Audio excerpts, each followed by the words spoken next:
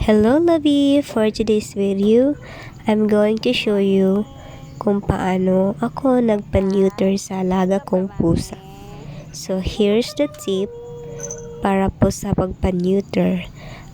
First po is kailangan po na naka-fasting po siya.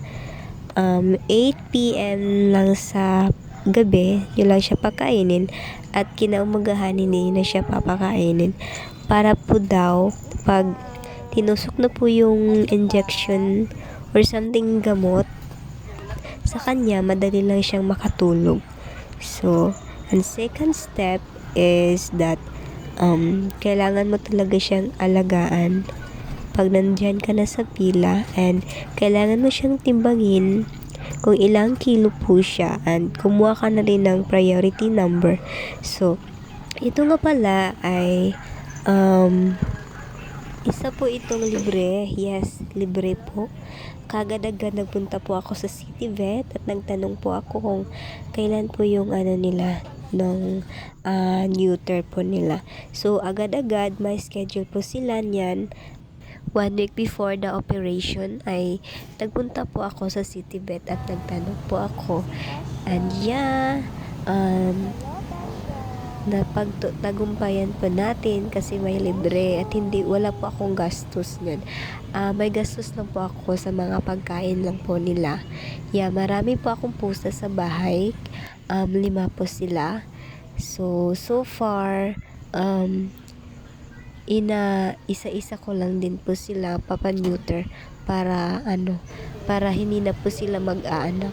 Being a farm mom, kailangan po natin maging responsible sa ating mga alaga para hindi sila mahirapan at hindi rin tayo mahirapan na tao as a farm mom, no?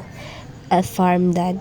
Okay, so yan. Pagkatapos po niyan ay nag-aantay na lang po ako sa aming priority number na tawagin. So almost, I think nagpunta kami dyan 7:30 AM and natapos kami 2 PM po ng hapon. So nag-antay-antay lang kami kasi marami po kasi nagpunta dyan. And yeah, being farm mom, kailangan po natin talaga magsakripisyo, lalo na nagpapamahal po tayo sa ating mga alaga. The activity held po pala ay dyan po kami sa Pavilion, Kidapawan City po. Okay, so ito na po pala yung mga sample. Okay, ito na po pala yung mga nauna. Tulog po yan sila. Tapos yung iba po ay natapos na din po silang iba-iba po kasi yung pinaano nila. May kapon sa mga lalaki at saka ligation para sa mga babae, at may pa anti-rabies din po sila. Yan. So far, yan na yung pusa ko. Tinutusukan na po siya para for the operation. Si Tasha po yan. Kawawa naman yung baby ko. I think mga almost 30 minutes lang siguro siya inoperahan, or more than 30 minutes. I think tulog na po yan siya. Kailangan po siya lagyan ng medisina para hindi siya maka-feel na inooperahan po siya. So yan po yung mga contribute po sa kanilang mga buhay. Yan po sila. Yan po si Doc. Tapos yung iba po ay mga taga USM din daw po sila. Thank you for your hard work, for your perseverance and dedication para po sa activity na to. Thank you so much.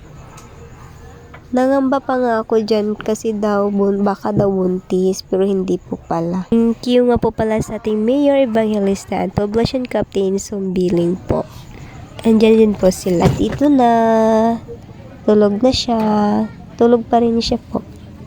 Tapos na siyang naoperahan, and mag-aantay lang po ako na magising, at pagkatapos niya, uuwi na kami. And That's it for now. Thank you for watching. Doon na kami sa bahay at nagpapahinga na.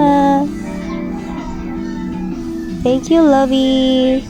Ciao. Adios.